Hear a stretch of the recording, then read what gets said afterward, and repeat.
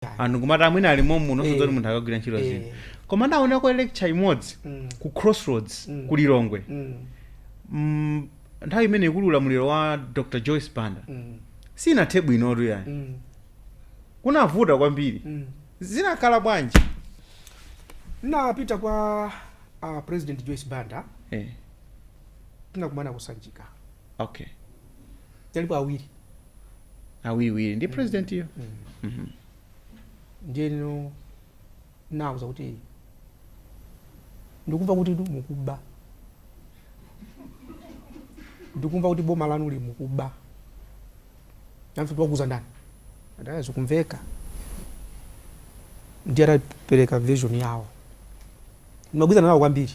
Sana ndipange chipongwe analankhula bwino kwambiri fotokoza bwino kuti zikambira kali zikuchitika ine sizo kundikhuza ndakambira bwino amatipanga achimweni mapanga asisi then ineyo namba nani so kafukufuku wanga kuona kuti anthu atobawa ndino nani naso kuti inetu sinzapanga chinthu osapanga advertise mapanga advertise vita Crossroads ndikakabaza kuti yes osadza chisisi yayi ayi everybody knew even you also amamva kuti akupita tuku when the topic is this then now uziro kuti atakakumenya nato akanimenya ndipita komweko so mene nakhala muja ndimalankhula madziwa kuti munomo mwalo wa maliongo kuti akuti atimenye koma ine simaopa kufatu when I believe in something I don't fear death chifukwa dziko lino pali anthu amene that cannot fight for themselves ndi anthu ona kuti amangoti ife tidye tife now God has allowed me a person from that poor background mnati muone background yanga ndi imene ndafikira pakale panopo ndi manena kuna kuti why has God allowed me to go through this trade nkuzafika panopo is it just my course azivala matai basi maina magali moto kumanjoya I don't think so I think God wants me to do something. Okay. I should be a blessing to my fellow Malawians at whatever level. That's why Malankula. Ndiye kulecture kuja anamba mafunso. Atafunsa funso. Yes. Italianka. Ndiye kunaza funsa funso.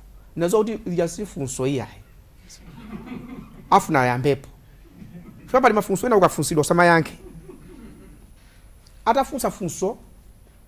Munaona sina liyanke fana kuti kodi ngati kuli kuba ayamba ndi ano ndiye ndangumuyang'ana ndiye ananyamuka ndikumabwera anakwera pa stage pacha moti andimenye analanda microphone sana ndimenye anadziwa atalwa muholo muja somebody told them kuti msayerekeze kummenya akanafa bwa mungondimva akanafa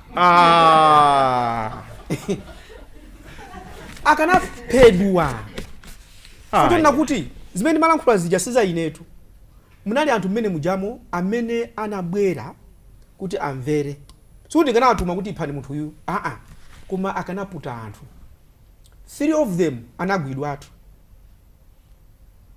it's me that pleaded ndi atu msapake chipongwe asiyeni and mnaona anandipelekeza nda polisi tu yes over 28 I was there anandipelekeza polisi anachokera kuti I didn't hire them nabanga hire only 6